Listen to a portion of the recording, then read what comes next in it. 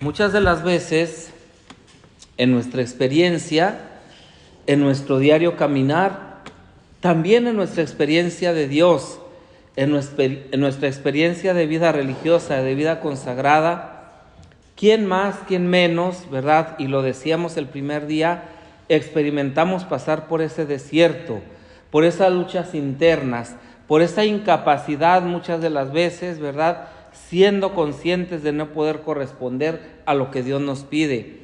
Y muchas de las veces experimentar como ese vacío, como esa soledad, como ese Dios me mandó al mundo, ¿verdad? ¿Quién sabe para qué? Sin ningún sentido. Y entonces pareciera que se ha olvidado de mí. Y constantemente nosotros tratamos de buscar respuestas, ¿verdad?, fuera de nosotros. Y esto también lo veíamos el primer día. Constantemente buscamos a Dios fuera de nosotros, constantemente buscamos las respuestas en el sol, en el aire, en el frío, en la persona, ¿verdad? Y constantemente estamos viviendo una vida volcada hacia afuera. Y eso cada vez nos va introduciendo más, ¿verdad?, en el desierto. Si nosotros estamos en el desierto y estamos perdidos, por más que avancemos, lo único que hacemos seguramente es internarnos más y correr el peligro de perdernos, de perder la vida. Esta es la experiencia de muchos hombres y mujeres que no están lejos de nosotros y que en un lugar y en un espacio como estos, ¿verdad?, pues muchas de las veces los que logran cruzar el desierto, pues ya son personas que han sido salvadas. Y entonces, existencialmente, espiritualmente, se experimenta el vacío de Dios o el abandono de Dios.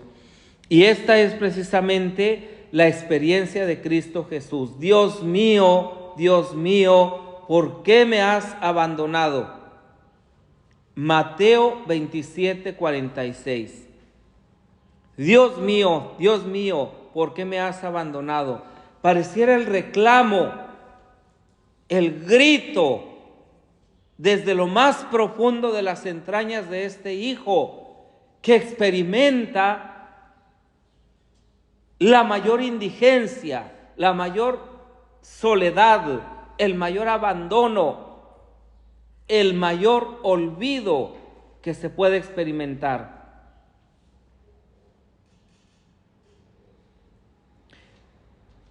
Jesús mismo lo dirá antes en el Evangelio. ¿Podrá una madre olvidarse del hijo de sus entrañas? Citando a Isaías, pues aunque la madre se olvide de su hijo, yo nunca te olvidaré. Pero cuán terrible, cuán acuciante, ¿sí?, cuán profunda puede ser una experiencia de abandono al grado de sentirte abandonado por Dios. Y no sentirte abandonado sentimentalmente. No sentirte abandonado de que hoy no sentí nada en la oración, un tema que ya tocábamos. No nos referimos al abandono sentimental, al abandono de los sentidos, sino al abandono existencial, de verme yo realmente solo en medio de la multitud que son como lobos feroces, tirándome las tarascadas para acabar con mi vida. Cerca de la hora nona, cerca de las 3 de la tarde, nuestro Señor Jesucristo pronunció la cuarta palabra desde lo alto de la cruz. Las 4 últimas palabras las pronunció en pocos instantes, en contados minutos, muy cerca ya de las 3, a punto de morir, a punto de desfallecer, a punto de entregar el espíritu. Dice el Evangelio que a partir de la hora de sexta, o sea, desde las 12 de la mañana, cuando crucificaron a Jesús, densas tinieblas que se iban haciendo por momentos más espesas, más tenebrosas, envolvieron la cumbre del Calvario. Diríase que el sol se ocultaba horrorizado para no presenciar el espantoso crimen del deicida. El sol mismo quiso ocultar su mirada, quiso ocultar sus ojos a esta escena tan terrible. También quizás este era el símbolo, el signo de la ceguera del corazón de aquellos que estaban como perros rabiosos en contra de Jesús. Y Jesús, nuestro Señor, cerca ya de la hora nona, lanza este grito desgarrador desde lo más profundo de su ser, desde la experiencia más terrible. Aquel hombre que había comunicado la imagen, la experiencia de un Dios que es amor, de un Dios que está atento a sus hijos, de un Dios que es comunión, de un Dios que no se complace en la muerte de sus hijos. Aquel que nos había hablado de la ternura, de la fidelidad, de la compañía, de la cercanía,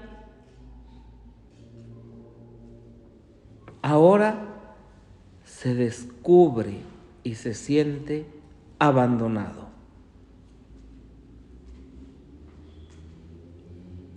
No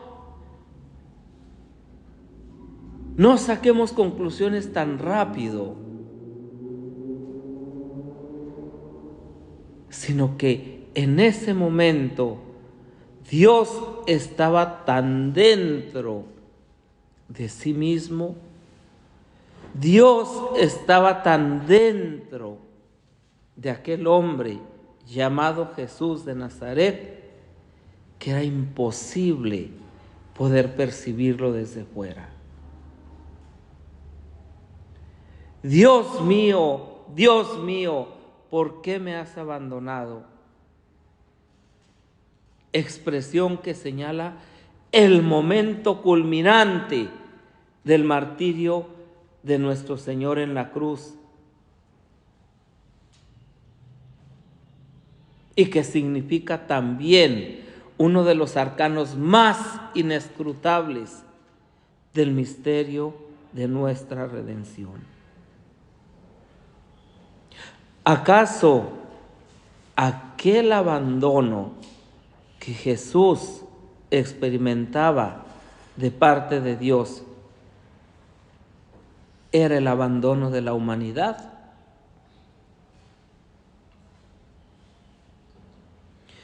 ¿Acaso era el abandono de aquellos que le habían prometido estar siempre con Él?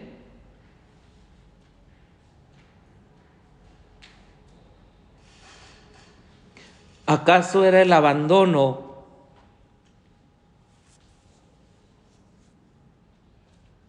de aquellos a los que les había devuelto la vida, a los que les había devuelto la vista, el oído?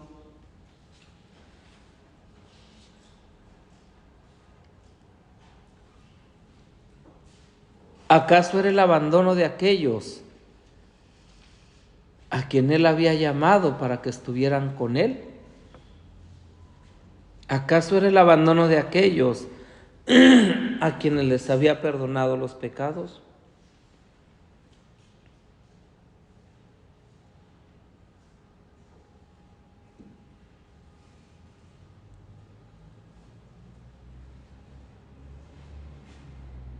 Tres posibles enfoques, soluciones teológicos. Primera, es muy fácil y sencilla. Jesucristo nuestro Señor comenzó a recitar en voz alta el Salmo 21, que empieza precisamente con estas palabras: Dios mío, ¿por qué me has abandonado? Y continuó después recitando todo el Salmo en voz baja. Ya sabemos que la inmensa mayoría de los judíos sabían el Salterio completo de memoria, y en ese Salmo que es netamente mesiánico, el profeta, muchos siglos antes de que ocurriera la escena del Calvario, describe maravillosamente, como en una proyección, como en una película en tercera dimensión, de forma anticipada, todo lo que estaba ocurriendo entonces. En ese salmo se anuncian proféticamente los tormentos de Cristo clavado en la cruz. Todos los que pasan delante de mí se burlan y mueven sus cabezas y dicen: sálvele Dios, sálvele Yahvé, pues dice que le es grato. Soy un gusano y no un hombre, soy el desecho de la plebe, me desprecian todos. Abren sus bocas contra mí, cual león rapaz y rugiente. Tengo mi lengua pegada al paladar, me rodea una turba de facinerosos. Han taladrado mis manos y mis pies, y se pueden contar todos mis huesos. Se han repartido mis vestiduras y echan suertes sobre mi túnica. Todo eso se estaba cumpliendo en este momento.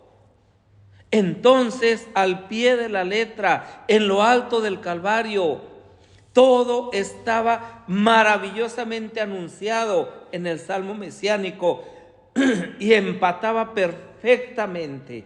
No había nada fuera de lugar. Pareciera que Jesús hubiera ensayado perfectamente una obra de teatro para que se cumpliera tal cual a la letra. Nuestro Señor, con infinita delicadeza, después de haber afirmado delante del pueblo y de los jefes de la sinagoga que era hijo de Dios, ahora en lo alto de la cruz va recitando lentamente el Salmo 21 para decirles una vez más a los judíos: pero no ven que se está cumpliendo al pie de la letra todo lo que dice el Salmo de mí. Y fue recorriendo poco a poco todo el Salmo mesiánico para que cayeran en la cuenta de que Él, el Redentor, el Mesías anunciado por los profetas, lo tenían delante de ellos y lo estaban matando.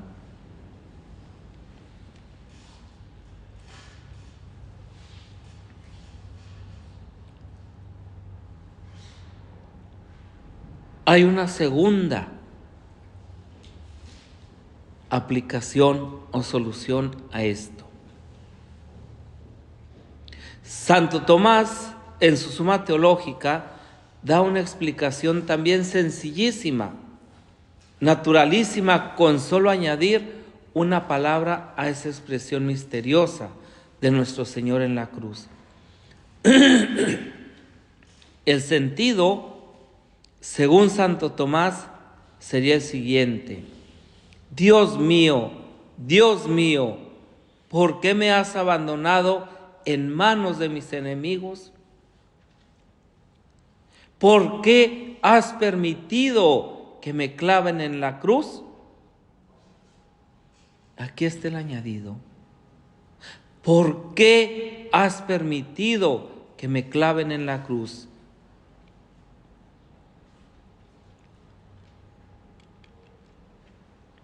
Ojo con esto, no es una queja de Jesús en contra de Dios. Es simplemente para que nosotros caigamos en la cuenta de los sufrimientos terribles, inefables, incomparables que estaba padeciendo en la cruz. Porque de ser una queja sería una espantosa blasfemia, una herejía monstruosa decir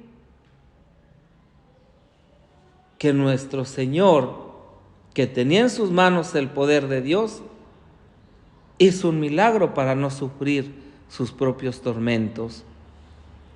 Y estaba representando una comedia y una farsa en lo alto de la cruz. No, Jesús sufrió lo insufrible, lo que nadie ha sufrido, ni sufrirá jamás. Nuestro Señor sufrió con una sinceridad enorme.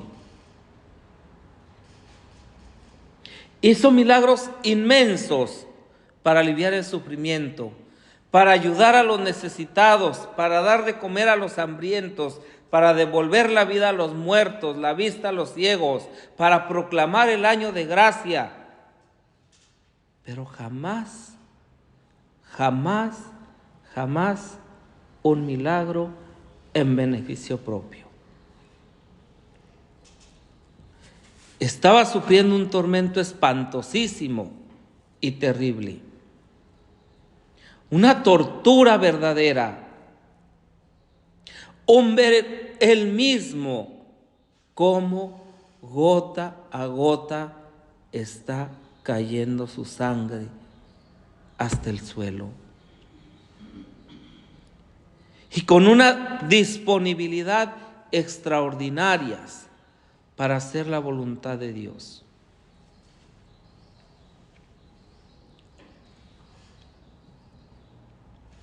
Dios mío, ¿por qué me has entregado en mano de mis enemigos para que me crucifiquen, para que me atormenten de esta manera?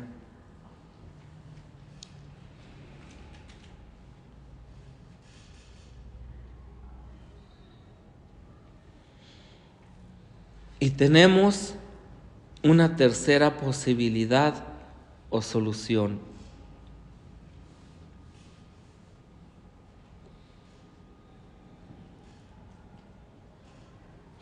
Nos podemos quedar con la que mejor nos identifiquemos. Las tres tienen una gran carga teológica.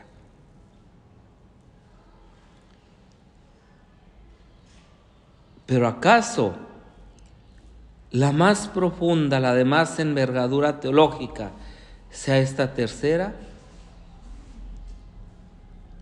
Es dogma de fe católico, como todos sabemos, que nuestro Señor quiso salir voluntariamente, fiador y responsable ante su eterno Padre, por todos los pecados o por todos los pecadores del mundo. Y esta es una explicación extraordinaria. Si Jesús verdaderamente quiso asumir esta realidad, Él quiso pagar el precio, Él voluntariamente, porque esta era también la voluntad del Padre, entonces no se podía sentir abandonado desde los conceptos que nosotros manejamos. El fiador, cuando da su firma como garantía de una persona de quien sale responsable, no debe nada a nadie. Pero si aquel a quien respalda con su firma resulta insolvente, tiene que pagar la deuda ajena.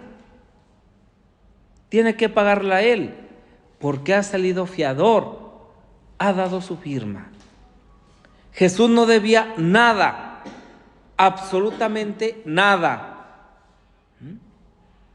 Pero Jesús quiso dar la vida por nosotros. Jesús quiso creer en nosotros. Jesús apostó por nosotros.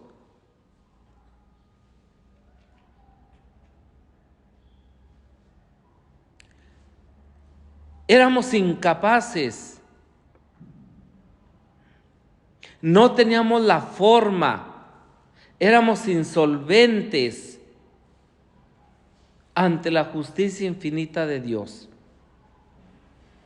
Si el ser humano había optado por el pecado, si el ser humano había decidido alejarse de Dios, si el ser humano había decidido poner ese muro entre Dios y nosotros, entonces éramos incapaces de poder derribarlo. Habíamos cometido un crimen. Y el primer crimen era precisamente ese, el de olvidar que Dios es nuestro Padre y que Él nos ha hecho y nos ha creado para Él, e ir en contra del plan y del proyecto de Dios. Pero ahora hemos cometido otro crimen, el de matar al Hijo.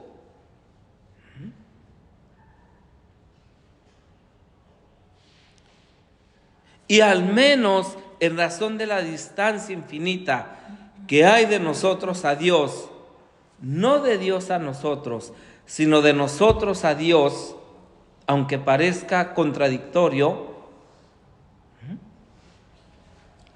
no podíamos rellenar aquel abismo insondable que el pecado había abierto entre Dios y la humanidad. Era imposible. Nos habíamos alejado de Dios de manera absoluta. La humanidad entera, puesta de rodillas, era insuficiente para salvar aquel abismo. Éramos insolventes, no podíamos rescatarnos a nosotros mismos de las garras del infierno. Pero nuestro Señor Jesucristo, al juntar bajo una sola personalidad divina las dos naturalezas, divina y humana, en cuanto hombre, podía representarnos a todos nosotros. Y en cuanto Dios, sus actos tenían un valor infinito. En cuanto hombre, era el único hombre agradable a Dios y por lo tanto capaz de saldar esta deuda, porque en él no había pecado. En cuanto a Dios, era el único que nos podía salvar. No hay más.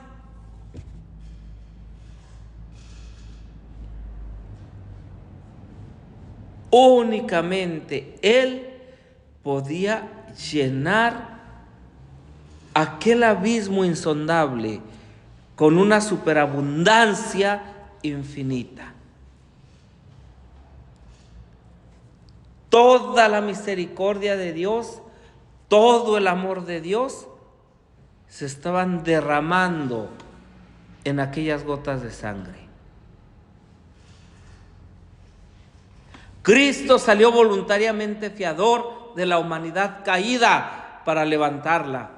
Y el Eterno Padre, viendo a su divino Hijo, que personalmente era la inocencia, la santidad mismas, la santidad infinita, pero que quiso revestirse voluntariamente de la lepra y los harapos del hombre pecador,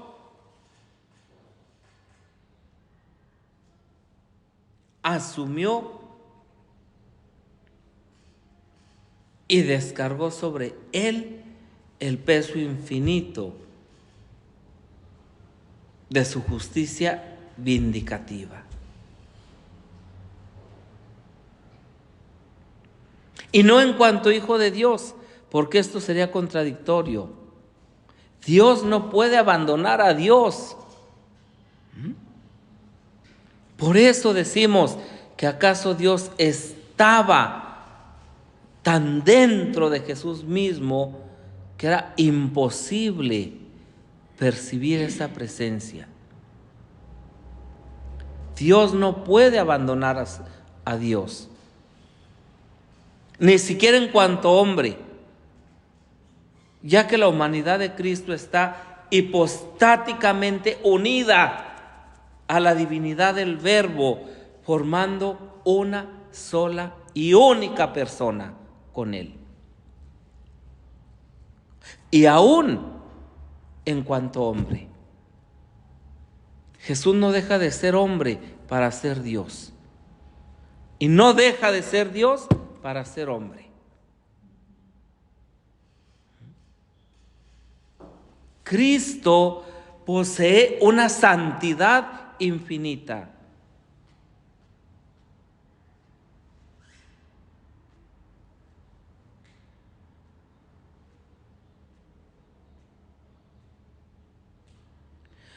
Sino única y exclusivamente en cuanto representante de toda la humanidad pecadora, en cuanto revestido de la lepra de todos nuestros pecados, la justicia infinita se descargó con fiero ímpetu sobre él y le hizo experimentar el espantoso,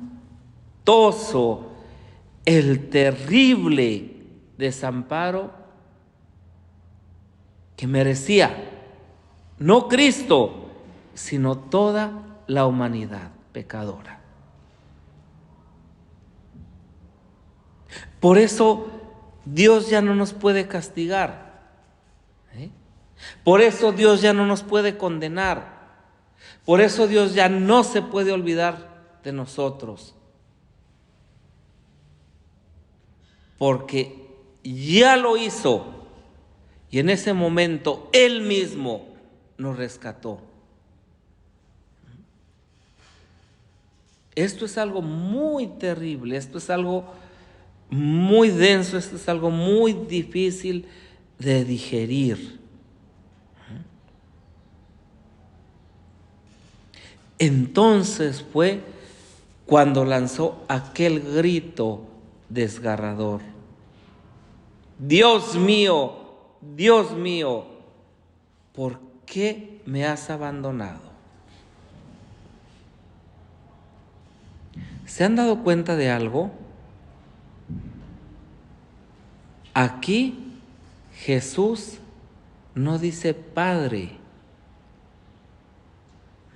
Él que siempre había llamado Padre a Dios. Aquí no dice Padre.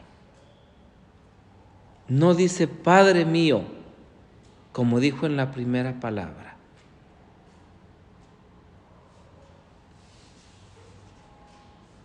Y como dirá inmediatamente después en la séptima, no dice Padre, sino Dios mío.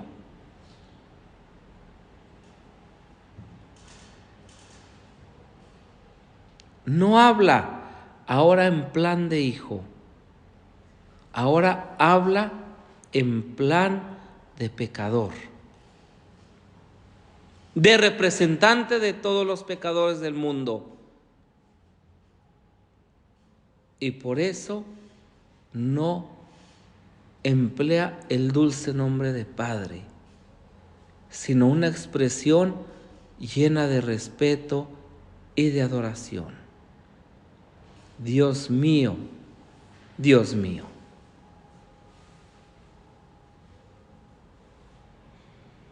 Gloria al Padre y al Hijo y al Espíritu Santo.